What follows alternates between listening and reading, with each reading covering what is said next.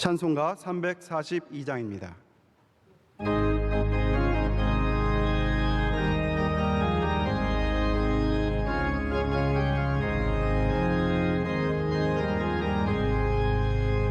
너 시험을 당해 죄 짓지 말고 너 용기를 다해 곧 물리치라. 너 시험을 이겨 새 힘을 얻고 주 예수를 믿어 늘 승리하라. 우리 구주의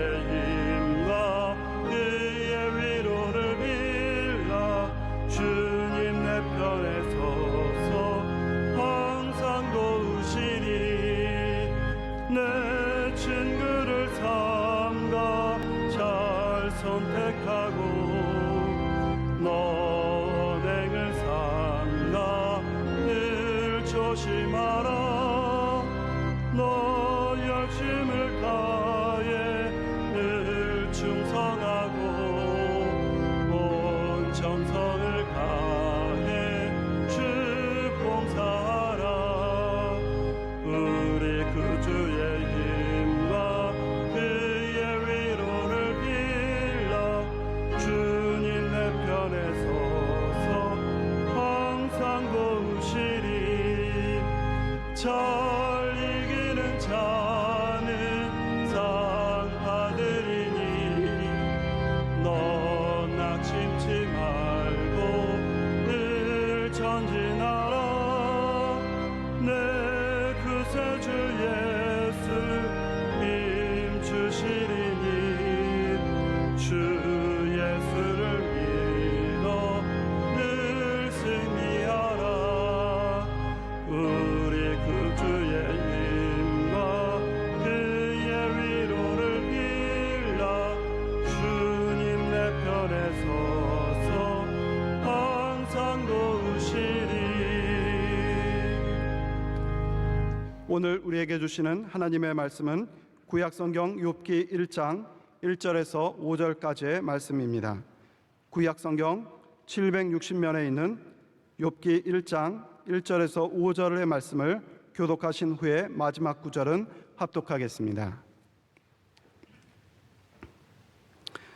우스 땅에 욥이라 불리는 사람이 있었는데 그 사람은 온전하고 정직하여 하나님을 경외하며 악에서 떠난 자더라. 그의 소유물은 양이 7,000마리요 낙타가 3,000마리요 소가 500결이요 암나귀가 500마리이며 종도 많이 있었으니 이 사람은 동방 사람 중에 가장 훌륭한 자라.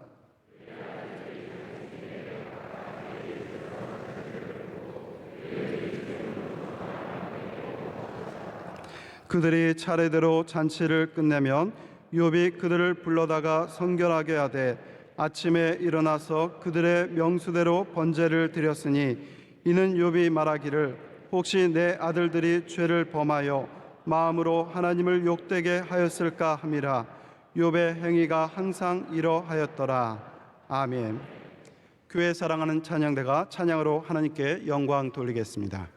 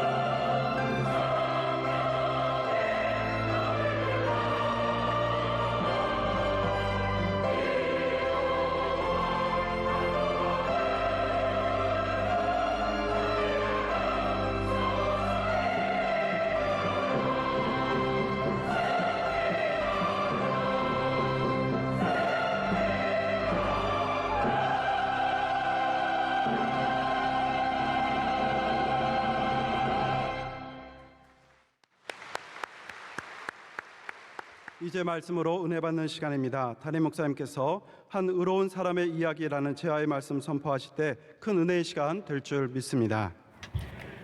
네, 하나님께서 찬양 통해서 큰 영광 받으신 줄로 믿습니다.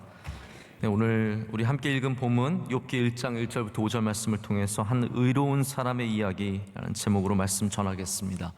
오늘 제가 욥기 이 가장 첫 5절을 가지고 처음부터 말씀을 강의하기보다는 여러분에게 좀 욥기에 대한 말씀을 이렇게 좀 폭넓게 전해 드리고 좀 숲을 본 다음에 우리 또 나무를 보는 그런 시간들을 갖고자 합니다. 한 나이가 지긋한 여성분이 미국의 침례교회에 나왔다고 합니다. 그래서 처음 나온 분이심을 직감한 이 한 안내 집사님이 그분을 보면서 환하게 웃으면서 우리 교회에 오신 것을 환영합니다. 잘 오셨습니다. 어디 앉으시겠어요? 그렇게 물었어요. 그랬더니 그 나이가 지긋한 분이 저는 앞자리면 좋겠는데요 라고 말을 했습니다. 그랬더니 안내 집사님이 이렇게 대답했다고 합니다. 그건 별로 좋은 생각이 아니세요. 사실 우리 목사님은 설교가 정말 따분하시거든요. 그냥 뒷자리에 앉으시는 게 훨씬 더 편하실 거예요 라고 이렇게 말씀을 드렸습니다. 그랬더니 이 여성분이 이렇게 말을 했습니다. 혹시 제가 누군지 아세요? 그랬더니 아니요, 저는 처음 뵙는데요, 제가 저 목사님 엄마예요 라고 얘기를 했다고 합니다. 자, 그러면 앞자리에 앉으셔야겠네요 라고 해서 따라오세요 하면서 두 사람이 교회 복도를 이렇게 지나갑니다. 저희 어머니도 늘 앞자리에 앉으세요, 따라오세요 이렇게 쫙 데려갔습니다. 그러면서 그 집사님이 뭔가가 불안했는지 물어봤습니다. 혹시 제가 누군지 아세요? 그랬더니 그 여성분이 아니요 그렇게 대답했더니 이분이 이렇게 얘기했습니다. 그럼 다행입니다. 그렇게 말씀을 하시고 다시 뒤로 가서 안내를 시작했다고 합니다. 여러분, 누군가에게는 잘 이해가 되지 않는 따분한 설교일 수 있지만 이 엄마는 다르죠. 저희 어머니도 항상 그러세요. 은혜가 참 많다. 나 은혜 많이 받는다. 그런 말씀 해주시거든요. 이거 사실 그 비밀인데 비밀도 아니고 지금 유튜브 방송 나가죠. 이거 다 아는데 비밀이 아닌데 제가 가끔 저희 어머니한테 어머니는 참 좋으시겠어. 사위가 그렇게 설교를 잘하니 얼마나 좋으시겠어요. 그럼 저희 어머니가 뭐라는지 아세요? 네가 더 잘한다. 정색을 하시고 무슨 소리? 아니요. 왜 박수를 치십니까? 이거 저희 이제 매형이 알면 집안 싸움 나오기 쉬운데 저는 그래요. 저는 제가 보기에는 우리 이필삼 목사님이 훨씬 더 귀한 말씀의 사역자고 저도 말씀에 늘 은혜를 많이 받기 때문에 제가 참 따라가고 싶은 그런 좋은 모델입니다. 그러나 엄마는 다른 거죠. 엄마는 다른 겁니다. 누군가에게는 지겨운 것이, 누군가에게는 어려운 것이 관계가 있는 사람에게는 그렇지 않거든요. 여러분, 욥기라는 것은 그렇습니다. 어떤 사람에게는 그냥 지나갈 수 있는 한 성경이지만 또 고난과 고통 중에 알 수 없는 일들을 당하는 우리 인생의 그 자리에 있는 사람에게는 이 욥기가 다르게 다가오죠. 저는 이 욥기를 준비하면서 가능하면 좀 다양한 전통을 통해서 욥기를 바라보기를 원했습니다. 물론 우리 개신교 안에서도 우리 기독교 안에서도 훌륭한 신학자들이 욥기를 굉장히 치밀하게 그리고 또 새롭게 조명하기도 하지만 또 각각 다른 전통에서 빛나는 부분들이 있거든요. 그래서 제가 유대인들은 과연 이 욥기를 어떻게 바라보는지 좀 궁금했어요. 그래서 랍비들이 이 욥기를 강의하는 것을 제가 몇 개를 들으면서 그분들의 색다른, 어떻게 보면 좀 우리가 알지 못하는 유대 전통 속에 있는 그러한 것들도 좀 들을 수 있는 기회가 있었습니다. 랍비인 브레이토비치라고 하는 분의 강의를 제가 한번 봤는데 이분이 말씀하시기를, 제가 이 부분을 가장 다가왔던 것 같아요. 하나님을 가장 잘 알았던 사람이 누구였을 것 같으세요, 여러분? 이 땅에 살면서 하나님을 가장 확실하게 알았던 사람이라면 누구겠습니까? 모세예요. 모세. 동의를 안 하세요? 네. 물론 예수님은 뺀 겁니다. 예수님은 하나님이시니까.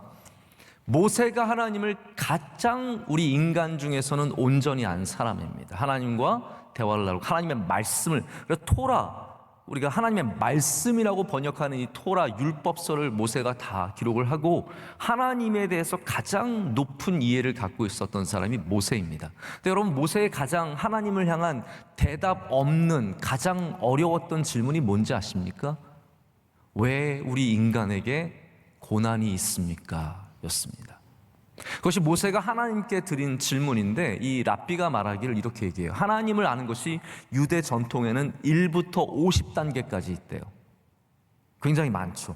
하나님을 아는 지식이 1부터 50단계까지 있는데 모세는 49단계까지 간 사람이래요. 49단계까지. 저랑 여러분은 몇 단계인지 우리 겸손히 세어봐야 합니다. 자, 그러면 50단계는 뭘까요? 50단계는 뭐길래 모세가 거기에까지 이르지 못했을까요? 이 랍비가 말하기를 50단계는 뭐냐면 의인이 당하는 고난을 이해하는 것이래요. 의인이 당하는 고난을 이해하는 것이 하나님을 아는 지식 중에 가장 어려운 지식이라는 거예요. 모세조차도 다르지 못했던, 이르지 못했던 그러한 어려운 것이 바로 이 고난에 대한 이야기라는 겁니다. 제가 그래서 이 랍비의 이야기를 듣고 나서 이게 계속 제 안에 남아 있는 거예요. 아, 그렇지, 맞아. 우리가 너무 고난을 쉽게 얘기하고요. 그래서 당했다, 그럴 것이다. 이게 다 사실은 오늘 나중에 말씀을 들어보시면 아시겠지만 이게 다 친구들 이야기예요. 우리가 알고 있는 얕은 지식의 하나님으로서 우리의 고난을 자꾸 판단하고 이해하려고 하기 때문에 거기 너무 어려움이 많고 모순이 많은 겁니다. 여러분, 그래서 욥기는 사실 우리에게 굉장히 어려운 책이 분명합니다. 우리가 알기 어려운 걸 아예 주제로 삼고 이야기하고 있기 때문이에요. 우리는 그냥 착하면 복을 받고 잘못하면 벌을 받는 이 기초적인 도덕적인 신앙에서, 여러분, 어느 종교나 도덕적인 신앙은 갖고 있거든요. 좋은 사람은 잘 되고 나쁜 사람은 안 되는 이 가장 기본적인 도덕적인 신앙에서 더 나아가서 우리는 우리의 삶을 주관하시는 전능자 하나님을 만나는 신앙이 되어야 합니다. 그리고 거기서 마지막으로는 한 걸음 더 나아가서 고통 가운데서도 그 끝이 없는 질문들 속에서도 해결되지 않는 질문들 속에서도 하나님을 믿는 믿음으로 살아가는 은혜를 누리기를 소망하는 거예요. 이게 저의 소망입니다. 저도 해결되지 않는 문제들이 있어요. 제 안에 절대로 알아낼 수 없는 그런 수많은 문제들이 있지만 그럼에도 불구하고 욥기가 있기 때문에 우리는 하나님을 신뢰하고 나아가는 거예요. 욥과 같은 의인도, 욥과 같이 하나님께 온전한 사람도 고난을 당하였는데, 그리고 그 이유를 그가 마침내 끝까지 알 수가 없었는데 우리가 어떻게 우리의 고난을 다 이해할 수 있겠냐라는 거예요. 물론 어느 정도는 이해가 되고 어느 정도는 얘기할 수 있습니다. 그러나 우리는 그것을 넘어서서 하나님을 믿는 믿음으로 살아가는 그 은혜를 누리기 위해서 욥기를 들여다보자라는 거예요. 그래서 혹시 여러분, 욥기를 들으면 고난의 문제를 내가 해결할 수 있겠다? 사실 그렇지 않습니다. 이거 조금 제가 말하면요, 처음에는 맞아 그렇지, 막상 고난을 당하면요 하나도 생각 안 나요. 누군가에게 또 고난에 대해서 얘기해 주려고 그러면 그것이 하나도 생각이 안 나요. 왜냐하면 고난은 굉장히 체험적이잖아요. 고난은 체험적이기 때문에 당하지 않은 사람은 그걸 결코 이해할 수 없는 거고, 또 당했을 때는 그거에 대한 어려움이 나를 눌러버리는 겁니다. 제가 올라오기 전에 지금 배가 아파요. 배가 싸르르 아팠어요. 제가 배가 아픈 거 여러분 어떻게 아픈지 이해하세요? 모르시죠? 제가 왜 고난을 당하는지 이해가 되세요? 설교 준비를 안 해서 하나님께서 너 배 아파라고 싸르르하게 하신 것 같으세요? 아니면 제가 하나님께 잘못한 게 있어서 배가 아플까요? 여러분, 우리가 그렇게 기본적인 도덕적인 신앙으로 가져간다면 그리고 대안은 굉장히 단순해지고 우리의 문제는 굉장히 단순해집니다. 그러나 여러분, 인간의 삶은 하나님, 창조주 하나님, 나중에 욥기가 보여주는 것이 창조주 하나님의 위대함이시거든요. 할렐루야. 그 위대하신 창조 자체가 얼마나 복잡하고 세밀한데요. 하물며 우리의 인생이 얼마나 복잡하고 세밀하겠습니까? 우리가 창조 세계를 이해하지 못하는 것처럼, 하나님을 온전히 알지 못하는 것처럼 우리가 고난의 문제도 그와 같이 될 수밖에 없다라는 말입니다.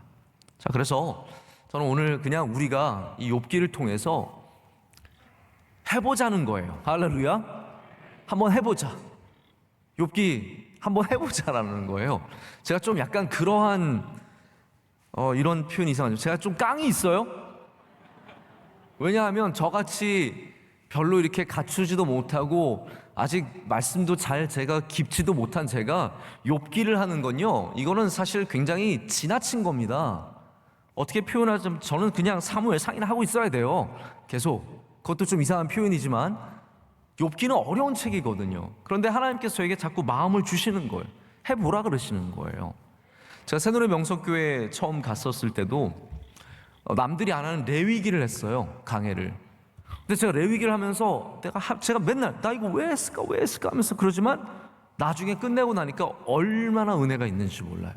제게 은혜가 있었어요. 저 욥기도 그와 같은 은혜를 하나님께서 주실 줄로 믿습니다. 자, 욥은 누구입니까? 오늘 말씀에 이제 욥에 대한 정보가 들어 있습니다. 우스 땅에 살았던 사람입니다. 우스라는 지역은 아마도 아브라함이 살았던 그런 지역과 비슷한 지역이었을 거라고 생각을 합니다. 그는 온전하고 정직하여 하나님을 경외했고 악에서 떠난 사람이었어요. 근데 욥은 어떠한 사람이었길래 이렇게 큰 시험을 당하게 되었습니까? 제가 오늘 이제 말씀을 통해서 우리가 차차 생각해 보기를 원하는 부분이 그걸 왜 이런 고난 속에 처해졌는가? 이 고난을 해결하는 방식이 무엇인가? 생각해 보자는 거죠. 근데 여러분, 욥기를 좀 더 우리가 폭넓게 이해하기 위해서는 좀 어려운 이야기도 한번 들어주시면 좋을 것 같아요. 왜냐하면 이 욥의 이야기를 들어보면 이 욥의 이야기가 굉장히 오래전의 이야기라는 것을 어느 누구도 그 책을 읽어보면은 좀 추측해 볼 수 있어요. 욥을 실제 인물, 에스겔서 같은 경우에는 다니엘과 욥을 실제 인물로 언급을 합니다. 그러니까 어떤 사람들은 욥은 뭐 동화다, 이건 지어낸 이야기고, 우리도 그런 이야기 많이 하잖아요. 옛날에 누가 혹부리 아저씨가 살았는데 그렇게 얘기하잖아요. 그래서 옛날에 우스 땅에 욥이라는 사람이 살았는데 라는 식으로 이것을 하나의 문학 작품으로만 치부하는 그런 신학자들도 굉장히 많이 있습니다. 하지만 에스겔은 그렇지 않다는 거죠. 인물이었다는 거예요. 다니엘도 마찬가지고 욥도 마찬가지고 하나의 인물로서 우리에게 제시를 하고 있습니다. 욥기는 많은 학자들이 주장하기를 성경에서 가장 오래된 책이다. 전 이것부터 약간 충격적이었어요. 성경에서 가장 오래된 책이 바로 욥기일 가능성이 굉장히 큽니다. 우리는 잘 모르지만 욥기에 쓰여진 히브리어가 가장 오래된 히브리어예요. 나중에 작품들에 나오지 않는 히브리어예요. 그리고 더 나아가서는 아브라함이 불렀던 하나님을 욥이 부르고 있어요. 자, 이것도 굉장히 중요한 이야기예요. 왜냐하면 하나님이 이스라엘 백성과 언약을 맺으면서 하나님의 이름은 무엇이 됩니까? 야훼 하나님이 되는 거예요. 여호와 하나님. 그 전에는 하나님을 뭐라고 불렀냐면 엘로힘, 엘로아, 샤다이, 이런 다른 호칭들로 부르거든요. 근데 욥은 바로 하나님을 어떻게 부르냐 하면 항상 엘로힘, 샤다이, 바로 이렇게 가장 오래된 언어로서 하나님을 부릅니다. 자, 욥은 유대인이 아니었어요. 그래서 하나님의 언약의 관계 속에 들어왔던 백성이 아니라 욥은 아주 오래전에 살았던 하나님을 경외하는 어떠한 사람이었어요. 아마 이방인이었을 가능성이 큽니다. 율법 이전에, 모세 이전의 사람이라는 거죠. 욥이라는 이름도 사실은 실제로 히브리어 이름이 아닙니다. 전혀 다른 이방인의 이름인 거예요. 근데 여기 중요한 하나의 또 힌트가 있어요. 오늘 말씀에도 나오지만 번제를 드리죠. 누가 번제를 드리냐면 욥이 번제를 드립니다. 제사장이 아니라 욥이 번제를 드려요. 여러분, 여기에 대해서 어떻게 생각을 하십니까? 욥이 제사장을 놔두고 자기가 제사를 드린 걸까요? 아니라는 거예요. 제사장이 있기 전에 살았기 때문에. 그래서 욥은 제사장 이전 시대에 살았던 사람으로서 자기가 제사를 드립니다. 아브라함이 자기가 제사를 드렸죠. 그래서 많은 사람들이 아브라함과 욥은 같은 시대의 사람일 것이다라고 추측을 해봐요. 자, 여기에 제가 한 가지 좀 곁들어서 하나의 좀 다른 이야기를 좀 전달해 드리고자 해요. 여러분, 멜기세덱 궁금하지 않으세요? 안 궁금하시죠? 궁금하실 리가 없죠. 자, 저도 늘 이제 멜기세덱에 대해서 궁금한 게 있었어요. 왜 멜기세덱일까? 왜 멜기세덱이 예수님의 모형으로서 등장을 하고, 또 멜기세덱이 왜 성경에서 이렇게 중요한, 족보도 없고, 이것 때문에 우린 굉장히 어떻게 보면 헷갈리거든요. 그 이야기, 히브리서 이야기 때문에 멜기세덱에 대한 이해가 굉장히 어렵거든요. 자, 근데 멜기세덱에 대한 제가 아주 좋은 이야기를 하나 듣고 아주 오랫동안 좀 한번 생각을 해봤어요. 여러분들도 한번 생각해 보세요. 멜기세덱은, 제가 왜 이런 말씀을 드리냐면, 멜기세덱, 아브라함, 욥 다 같은 시대 사람이고 같은 특징들을 갖고 있기 때문이에요. 자, 멜기세덱을 보면은 또 이제 역사적인 인물이냐 아니냐 이야기를 많이 하는데, 역사적인 인물이 맞습니다. 두 번째는 멜기세덱을 이해하기 위해서는 가장 중요한 건 모델 패턴이라는 게 있어요. 이게 뭐냐 하면, 멜기세덱은 어떠한 사람이냐면 왕이면서 제사장이에요. 성경에 나오는 많은 사람들에게 중에서 유일하게 왕이면서, 살렘의 왕이면서 제사장이었던 사람이 멜기세덱입니다. 그래서 성경이 예수님을 표현하면서 멜기세덱을 이야기하는 거예요. 왜냐하면 그 모델이기 때문에, 왕이면서 제사장인 유일한 모델인 거예요. 그런데 이제 많은 사람들은 또 이거 가지고 굉장히 헷갈리는 거죠. 우리가 크리스토판이라고 하는데, 이것은 그리스도의 현현, 주님께서, 예수님께서 이 구약 시대에 창조 때부터 같이 하셨기 때문에 구약 시대에 나타나셨다는 거예요. 여러분, 이것도 굉장히 흥미로운 이야기예요. 왜냐하면 우리가 다니엘서 이야기할 때도 다니엘의 친구들이 불풀무에 들어갔을 때 천사가 있었던 것을 그리스도의 현현, 크리스토판이라고 이야기를 하거든요. 그러면 멜기세덱도 그럴 것이다, 그리스도의 성육신 전의 모습으로 나타났을 것이다 라고 얘기를 합니다. 근데 창세기 14장을 보면 아브라함이 조카 롯이 이제 잡혀가요. 가나안에서 쳐들어온 4명의 왕에게 잡혀가는데, 아브라함이 자기 민병대를 조직하죠. 자기 집에서 부리는 그 민병대를 조직해서 왕들을 쳐부시고, 아브라함이 여러분 얼마나 대단한 사람입니까? 가나안 왕들이 함께 조직해서 쳐들어왔는데 아브라함이 자기 집안의 군대로 여기를 쳐부시고 다시 롯을 데리고 와요. 그때 멜기세덱을 만나서, 여러분 성경에서 잘 보셔서 아시겠지만, 감사를 표하는 겁니다. 당시 멜기세덱은 살렘의 왕이자 창조주 하나님의 제사장이었어요. 그런데 이게 중요한 겁니다. 저는 이걸 듣고 막 전율이 왔거든요. 제가 이해하지 못했던 부분들을 이야기해서 굉장히 좋았어요. 뭐냐면, 아브라함 시대에, 욥의 시대에, 멜기세덱의 시대에 가나안 땅에 하나님을 믿는 사람들이 있었다라는 거예요. 여러분, 이게 이해가 되십니까? 우리는 언제나 어떤 식으로 생각을 하냐 하면, 출애굽해서 하나님의 백성들이 그 나라에 정착하면서 하나님을 믿는 백성들이 거기 생겼다고 생각을 하는데, 그렇지 않다라는 거예요. 아브라함 시대에 이미 엘 샤다이, 하나님을 아는 사람들이 가나안 지역에 있었대요. 자, 근데 그거를 그냥 주장하는 게 아니에요. 1920년에 아주 놀라운 고고학 발굴이 있었습니다. 라샴나라고 하는 곳에서, 우가리트에서 토판들을 발굴을 했는데, 이 발굴한 토판에는 가나안 땅에 아브라함 시대에, 욥의 시대에, 멜기세덱의 시대에 창조주 하나님을, 한 분 하나님을 섬기는 종교가 이미 그 전에 있었다는 것을 토판이 증명을 하고 있습니다. 근데 문제는 뭐냐 하면, 이게 사람들이 살아가다 보니까 농사를 짓게 됐잖아요. 가나안 땅에서 농사를 짓게 되면서 어떠한 신을 섬기기 시작합니까? 바알을 섬기기 시작해요. 그래서 바알을 섬기기 시작하면서 창조주 하나님을, 유일신을 섬기는 신앙에서 우상을 섬기는 신앙으로 퇴화한 겁니다. 그래서 원래는 가나안 땅에서 하나님을 섬겼던, 욥처럼 하나님을 경외하며 온전하며 악에서 떠난 사람들이 있었다라는 것을 증명을 해주는 거죠. 근데 반대로 이 사람들이 점점 그곳에서 농사 지으면서 바알을, 아세라를, 수많은 가나안 종교들을 만들어내면서 그 지역이 이렇게 잘못되어 가는 것을 우리는 고고학적으로도 발견을 하는 거예요. 자, 그래서 제가 말씀을 드리는 것은 욥이 아브라함 시대에 아마 살았었던 그러한 멜기세덱과 같이 하나님을 경외하는 실존 인물의 가능성이 굉장히 크다는 거예요. 그래서 우리는 그 안에서 바로 이렇게 하나님을 제사하고 자기 스스로 가족들을 위해서 번제를 드리는 모습까지도 발견하게 되는 겁니다.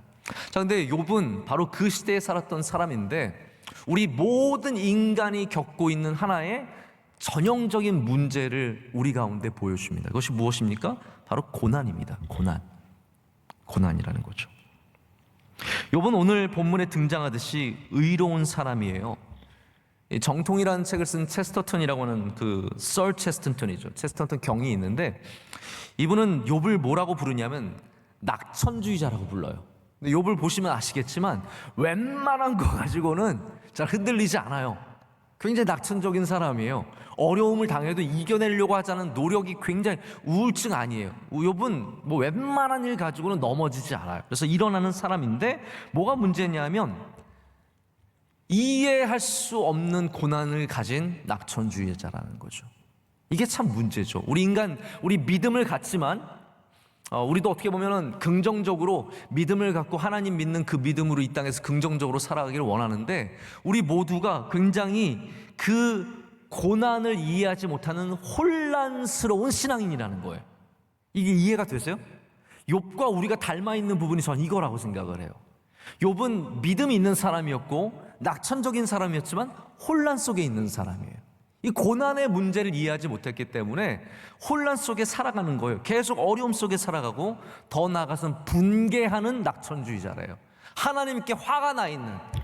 저 이거 여러분 우리랑 너무 비슷한 이야기인 것 같아서 말씀을 드리는 거예요.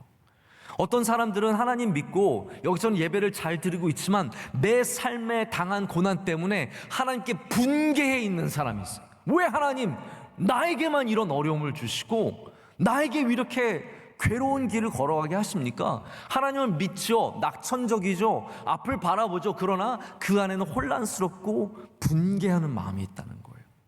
그래서 욥을 보면은 나중에 하나님께 얼마나 따지고 얼마나 분개해서 하나님께 배신감을 느끼는지 모릅니다. 그럼 우리 인간이 겪는 고난은 철저하게 외로운 고난입니다. 그럼 고난의 정의를 말씀을 드리자면 제 생각엔 그래요. 뭐 괴로움 많은 것들이 있겠지만 외롭다라는 거예요. 고난은 외롭습니다. 이 모든 재산이 다 사라지고 아이들 처음에 아들 7에 딸 3이에요. 이건 참 재밌는 집안인 거죠. 얼마나 행복하겠습니까? 아이가 클만 하면은 다음 애가 또 크고 있어서 저희는 지금 셋째 그 손이 커지고 있는 게 너무 속상하거든요. 그 애기 손이 사라지잖아요. 애기 손 그 안에 뿅뿅 들어가 있는 거 아시죠? 주먹에 이렇게 구멍이 들어가 있잖아요. 그거 쪽쪽 빨던 때가 엊그제 같은데 이제 커가지고 그 손이 펴졌어요. 너무 실망스럽고 뭐 답답하기가 그지가 없습니다. 볼이 줄고 있어요. 저희 아이 유일하게 볼을 가진 아이였는데 그 볼이 줄고 있어요. 근데 여러분 이 아이가 10명이나 된다는 것은 그것을 계속해서 끊임없이 행복하고 끊임없이 성장하는 것을 느끼고 또 이미 성장한 아이들이 아버지를 도우면서 집안이 얼마나 화목하고 잘 돌아갔겠습니까? 다 사라졌어요. 다 죽었어요. 다 잃었어요. 재산이 다 사라졌어요. 누가 남습니까? 누가 남아요? 아내가 남아요. 그리고 친구들이 남아요. 딱 이 2개만 남았어요. 건강도 사라지고 재산도 사라지고 자식들도 사라지고 다 사라지고 아내 남고 친구 남습니다. 자, 여러분 그러면 아내 남고 친구 남으면 살만한 거 아닙니까? 근데 성경을 보십시오. 이 남겨진 사람들이 욥을 절대로 위로하지 못합니다. 우리는 고난 중에 누가 나와 함께 남게 되면 그 사람이 나를 도와주고 나를 인도해주고 나를 끌어줄 것 같지만 그렇지 않다라는 거예요. 남겨진 아내의 역할이 뭐예요? 남겨진 아내가 여보 우리 함께 힘을 내서 이 고난을 헤쳐나갑시다가 아니에요. 왜 우리가 이 일을 당했는지 모르는데 당신은 하나님을 저주하고 죽어버려라고 얘기를 하는 거예요. 이게 아내의 역할이에요. 남겨진 정말 딱 하나 남아있는 내 소망이며 내 희망인 아내가 하는 말이 너도 하나님 저주하고 죽으라는 거예요. 여러분 이 말은 여자가 그렇다는 말이 또 아니에요. 이거를 또 그런 식으로 생각하시면 안 됩니다. 여자는 그렇다 그런 게 아니라 저는 이거라고 생각해요. 우리가 고통 가운데 남겨질 때 우리 함께 남겨진 자들이 사실 결코 우리를 온전히 이해할 수 없다라는 겁니다. 다시 말씀드릴게요. 우리의 고난을 정말로 제대로 이해해 줄 수 있는 사람은 이 땅에 없다라는 거예요.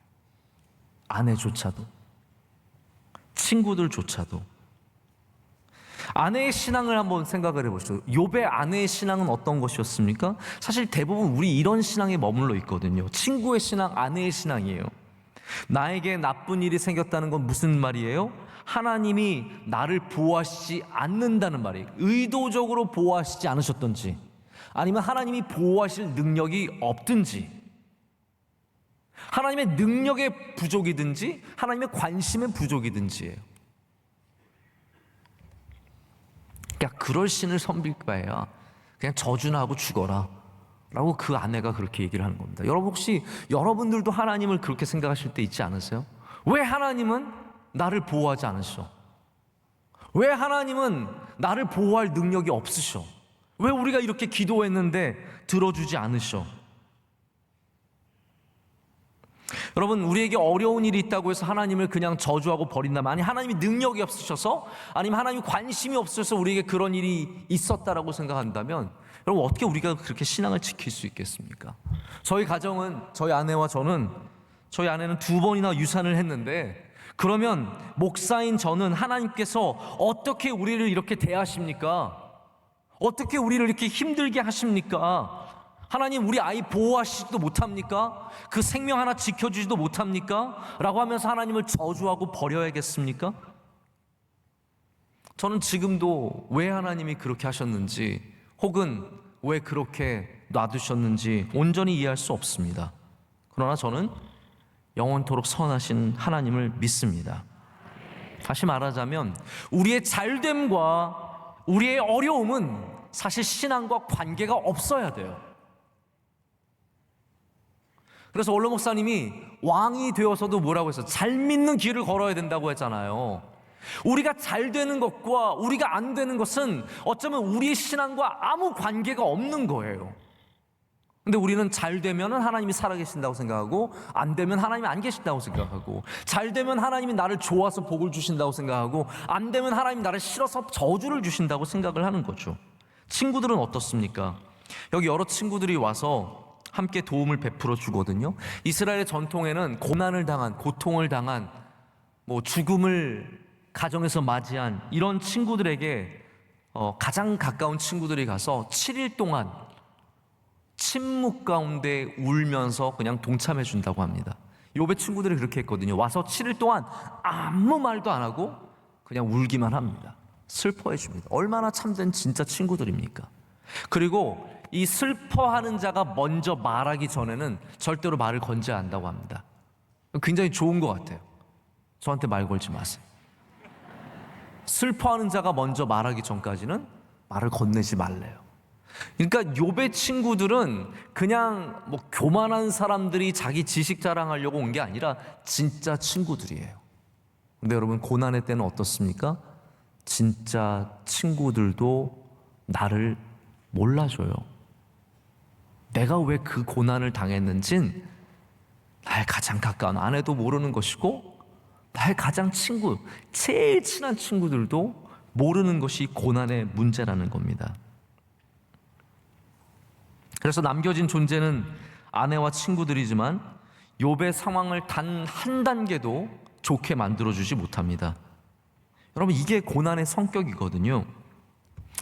제가 배가 아프다고 말씀을 드렸는데, 배가 아프다 그러면 여러분이 안 됐다 그럴 수 있지만 저를 도와줄 수 있는 사람은 아무도 없는 거예요. 저희 어머니나 오셔서 내 손은 약손해서 만져주실 수 있으시겠지만 저를 정말로 도와줄 이는 이 땅에 없는 겁니다. 내 친구도 내 아내도. 우리 고난을 당할 때는 이 배 아픔은 제가 지금 홀로 지고 가야 되는 아픔인 거죠. 아니, 좀 더 심하게 말하자면 우리가 아들을 잃으면 그 아픔은 내가 아무리 주위의 사람들이 위로해주고 뭐 다 좋은 일이 있을 거야, 좋은 뜻이 있을 거야 아무리 얘기해줘도 결국은 다 내가 지고 가야 하는, 내가 져야 하는 짐이라는 겁니다. 그 상실감, 그 아픔 아무도 감당해 줄 수가 없습니다. 여러분, 성경이 보여주는 기본적인 고난의 이해는 우리가 좀 알아야 될 필요가 있습니다. 나중에 이제 욥기를 쭉 보다 보면 친구들과 욥이 하는 대화를 보면은 친구들의 말이 구구절절 맞아요. 그게 어떻게 보면 가장 성경의 바탕으로 깔려 있는 도덕적인 신앙의 모습이거든요. 그게 뭡니까, 여러분? 인과응보적인 신앙이에요. 이게 대부분 우리가 갖고 있는 도덕적인 신앙의 모습입니다. 우리가 잘하면 하나님이 복을 주시고, 우리가 잘못하면 하나님이 벌하시고. 그래서 이걸 언약의 개념으로 생각했던 사람들이 청교도들이고, 그래서 청교도들은 철저하게 십계명을 지키고 하나님의 말씀을 지켜서 하나님이 주신 복을 받고자 한 거예요. 우리도 사실 그런 분들 많거든요. 내가 하나님 말씀만 잘 지키면 나는 복을 받을 거야. 여기에서 근데 이게 틀린 말은 아니에요. 여기서 시작하는 건 맞아요. 그러나 이게 종점이 되면 안 돼. 이 신앙에서 반드시 한 단계 높아져야 합니다. 할렐루야. 저는 여러분 모두가 이 기본적인 이걸 잠언의 신앙이라고 해요. 잠언 보면은 의로운 사람, 착한 사람, 하나님 경외하는 사람, 이런 사람들 복을 받잖아요. 할렐루야. 그 말이 틀린 말이 아니에요. 잠언의 신앙도 없으면서 욥기를 보면 큰일 납니다. 우리 모두는 기본적으로 잠언의 신앙은 갖고 있어야 돼요. 잠언이 틀리지 않기 때문이에요. 하나님께서 우리 하나님의 말씀을 따르는 자들에게 복을 주시고, 하나님 사랑하는 자에게 복을 주시고, 할렐루야, 선한 사람들에게 복을 주십니다. 악한 사람들 반드시 벌받게 되어 있어요. 나쁜 짓 하는 사람들 반드시 드러나게 되어 있어요. 그런데 욥기는 우리가 거기에서 머물러서만은 절대로 고난을 이해하지 못한다는 걸 이야기하는 거예요. 하나님은 기계가 아니거든요. 좋은 것 주면 좋은 것 주는, 그냥 기계적으로 너 좋아? 너 좋은 거 받아. 너 나빠? 너 나쁜 거 받아. 이런 기계적인 하나님이 아니시라는 겁니다. 하나님은 우리가 단순한 도덕적으로 다 그 계산으로 알 수 없어요. 그래서 성경에 보면 정말 퍼즐 같은 이야기들이 많이 나오잖아요. 왜 유다가, 하필이면 왜 유다가 장자가 되었을까요? 유다 보면은 며느리와 장자고, 유다 보면은 엉뚱한 짓도 많이 하고 분명히 문제가 많은데 왜 유다가 예수 그리스도의 족보에 들어가는 그 가장 윗 조상이 되냐고요. 유다의 자손이잖아요. 다윗은 왜 밧세바 침하고 그 많은 문제가 있었는데 왜 하나님께서 끝까지 다윗을 붙잡아 주실까요? 여러분, 성경에는요 얼마나 많은 퍼즐들이 있는지 모릅니다. 근데 그 퍼즐을 이해하기 위해서는 욥기를 봐야 된다라는 거예요. 그래서 인과응보적인, 그냥 도덕적인 하나님을 넘어서 주권을 갖고 계신 하나님, 할렐루야, 우리의 생각을 넘어서는 하나님을 만나야 된다라는 겁니다. 자, 그래서 하나님께서 욥을 데려가셔서 보여주십니다. 뭘 보여주세요? 하나님의 마음을 보여주실 수 없으시잖아요. 그래서 뭘 보여주냐면 마치 이런 거죠. 여러분이 정말 내 아이를 사랑해요. 어린이날 여러분 다가오는 거 좀 두려우시죠? 저도 벌써 선물 목록 쫙 받아놨거든요. 꼭 없는 것만 사달래요. 단종된 장난감. 여러분, 단종된 장난감은요 옛날에 3만 원 했던 게 지금 20만 원이에요. 저 아들한테 빌었어요. 이건 아니다. 이거는 제발 아빠 좀 살려달라. 그래서 저희 아들이 용서해 줬어요. 그러면 그거 하지 말고 요 근래 거로 바꿔라. 허락해 주셔가지고 제가 지금 다른 거 고르고 있거든요. 여러분, 제가 저희 아들한테 어떻게 제 마음을 보여주겠습니까? 뭘 보여줄 수 있겠어요? 그러니까 우리 인간이 볼 수 있는 걸로 보여줘야 되잖아요. 네? 저는 뽀뽀로 보여주고 싶은데 그거는 좀 싫어하니까 그래서 때로는 선물로 보여주게 되고 저의 마음을 다른 것으로 표현할 수밖에 없거든요. 우리 인간의 한계이기 때문에. 그래서 하나님께서 욥을 데려다가 하나님의 마음을 보여줄 수 없기 때문에 세상을 보여주십니다. 왜 세상을 보여주십니까? 창조주 하나님, 위대하신 하나님, 우리가 상상할 수 있는 모든 것들을 뛰어넘는 하나님의 모든 것을 보여주셔서 하나님이 하시는 일이 얼마나 신묘막측하며 우리 인간의 생각과 상상을 뛰어넘는 일인지를 보여주시는 거예요. 그래서 내가 바로 이것을 창조한 하나님이라는 거예요. 너는 내 앞에서 겸손하라는 거예요. 그래서 이 끝에 보면은 결코 고난의 문제가 해결된 게 아니에요. 여러분 그거 느끼지 않으세요? 욥기 맨 끝에 보면 이게 이제 옛날 작품이니까 정말 성경에서 가장 오래된 거라 그랬잖아요. 그래서 가장 오래된 이야기처럼 끝나요. 다시 아내가 생기고 다시 애들이 생기고 다시 양떼가 낙타떼가 막 다 생겨가지고 그렇게 끝나거든요. 여러분 그러면 고난의 문제가 해결된 겁니까? 아니에요. 그게 끝난 게 아니에요. 여러분 아이를 잃어버렸는데 아이가 다시 생긴다고 해서 그게 고난의 문제 해결된 거예요? 아니거든요. 그래서 진짜 고난의 문제 해결된 것은 다시 무엇으로 채워져서가 아니라 하나님이 그 앞에 나타나셔서 그에게 보여주셨기 때문에, 하나님의 위대하심을 욥이 깨달았기 때문에 고난의 문제가 해결이 된 겁니다. 여러분 이걸 꼭 아셨으면 좋겠어요. 왜 내가 이런 일을 당했는지를 알아서 고난의 문제를 해결하는 것이 아니라 하나님의 크고 위대하심을 알 때 우리의 고난의 문제를 풀 수 있는 힌트가 거기서 시작이 되는 거라는 거죠.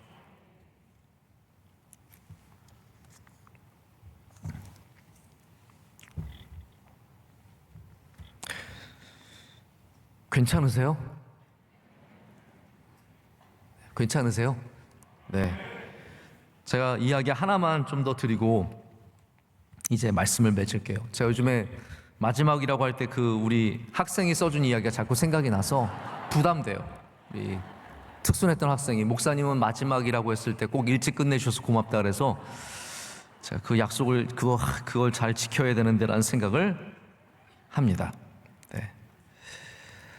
아까 처음에 말씀드렸던 랍비 브레이토비츠라는 분이 쓴 이야기 중에 또 다른 랍비였던 와설만이라고 하는 분의 이야기가 있어요. 이분은 폴란드 태생의 랍비였는데 여러분 아시겠지만 이스라엘은 2차 세계대전이 끝나고 나서 건국된 나라예요. 근데 이분은 나치 정권 때 나치를 피해서 미국으로 가셨어요. 근데 미국에서 뭘 했냐면 모금 운동을 했어요. 모금 운동을 한 다음에 다시 폴란드로 돌아갔어요. 많은 사람들이 돌아가지 마. 너 돌아가면 죽는다. 넌 반드시 나치한테 잡혀 죽는다. 라고 했는데도 불구하고 이분이 돌아가셔서 거기서 유대인들을 위해서 섬기다가 다른 12명의 랍비에게 함께 잡혀서 다른 분들과 함께 총살형을 1941년에 당합니다. 근데 이 와설만이 전한 정말 아름다운 이야기가 있습니다. 이분이 이런 얘기를 하세요.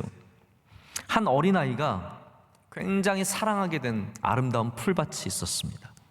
근데 어느 날 갑자기 트랙터가 들어오더니 그 푸르고 아름다운 땅을 갈아엎어서 완전 맨 땅으로 만들어서 모든 초록빛은 사라지고 온통 검고 붉은 갈색의 땅이 되어버렸습니다. 이 푸른 초장을 잃어버린 어린아이는 마음이 너무 괴로웠습니다. 하지만 그 밭에 다시 씨가 뿌려지고 밀이 자라기 시작했습니다. 마침내 밀이 자라서 햇볕 아래에서 그 밀 이삭들이 아름답게 비추는 모습을 보면서 그 아이는 이해할 수 있게 되었어요. 아, 그렇구나. 자, 그런데 곧 추수꾼들이 들어와서 그 아름다운 밀밭을 단 하나의 이삭도 남기지 않고 전부 다 잘라냅니다.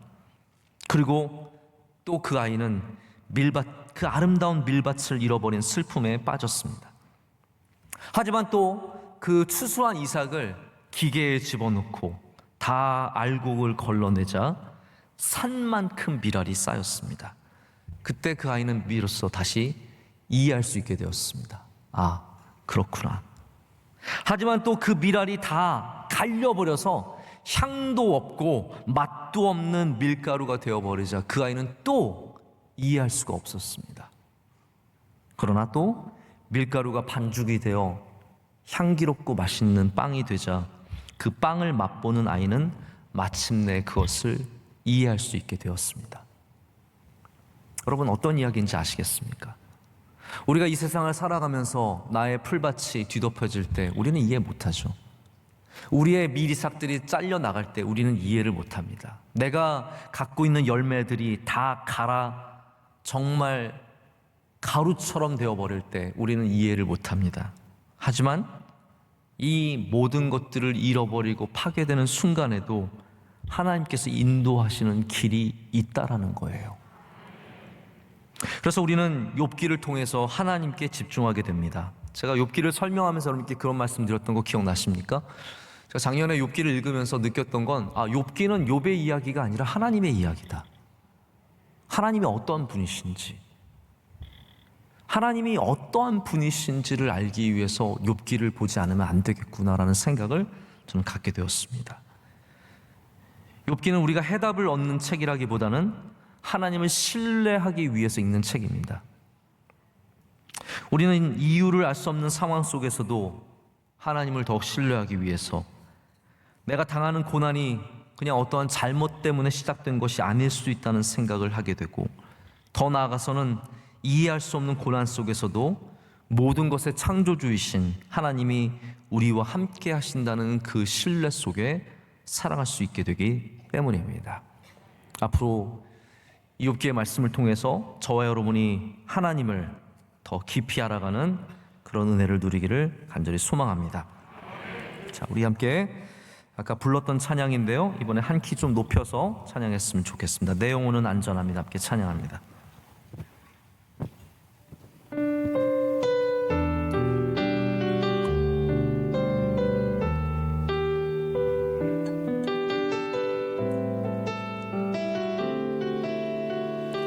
내 아버지, 내 아버지, 그 품 안 다시 한번 합니다. 주 약속 안에서, 주 약속 안에서 내 영혼 평안해. 내 뜻보다 크신 주님의 계획 나 신뢰해. 두려움 다 내려놓고 주님만 의지해.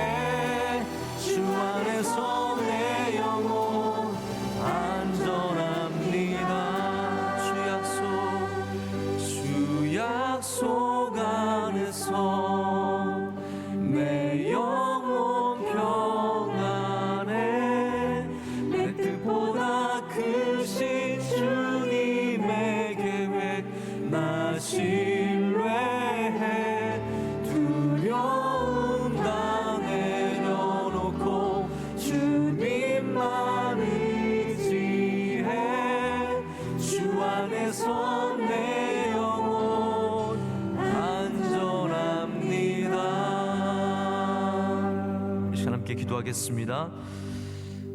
하나님 아버지, 온 세상을 창조하시고 지금도 모든 것을 운영하시며 하나님의 뜻 가운데 두신 전능하신 여호와 하나님 아버지, 이 땅에 티끌보다도 작은 우리가 하나님을 찬양하게 하시고 예배하게 하시니 감사합니다.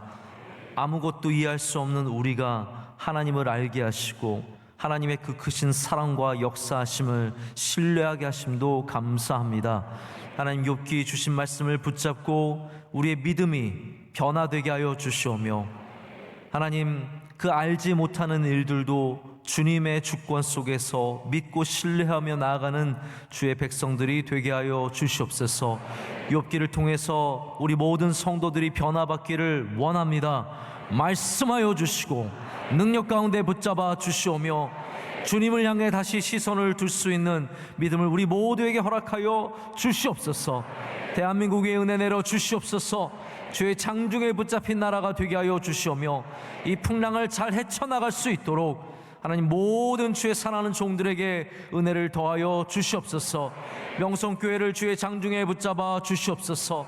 하나님, 기뻐하시는 교회가 되게 하여 주시오며 급하지 않아도 중요한 일들을 꾸준히 감당하며 하나님께 영광 올려드리는 주님이 기뻐하시는 교회가 되게 하여 주시옵소서. 노예를 잘 마치게 하심도 감사합니다. 수고한 모든 주의 종들에게 은혜를 더하여 주시오며 하나 되는 은혜를 허락하여 주시오며 아버지께 영광 올려드리는 역사가 있게 하여 주시옵소서. 오늘 수요예배를 섬기는 주의 모든 사랑하는 종들의 헌신을 기뻐 받아 주시옵소서. 수요예배 찬양대 귀한 찬양대입니다. 성령 충만케 하여 주시옵고 은혜를 더하여 주시옵소서. 저녁에도 예물 드리는 손길들이 있습니다. 하나님 일일이 다 기뻐 받아 주시오며 드리는 손길들마다 하나님의 만복을 누리게 하여 주시옵소서. 하나님 오늘도 멀리 가셔서 주의 말씀을 전하시며 주님의 귀한 사명을 감당하시는 원로 목사님 신원을 강건하게 붙잡아 주시며 오가시는 길을 안전하게 지켜 주시며 하나님 주시는 수많은 일들이 많은 열매가 되어 하나님께 영광 올려드리게 하여 주시옵소서. 이제는 우리 주 예수 그리스도의 크신 은혜와 하나님 아버지의 영원하시고 변함없으신 사랑과 성령님의 함께하시며 인도하심이 알 수 없을 때에도 주님을 신뢰하며 나가는 주의 모든 사랑하는 성도들에게 이제로부터 영원토록 함께하시기를 간절히 축원하옵나이다. 아멘.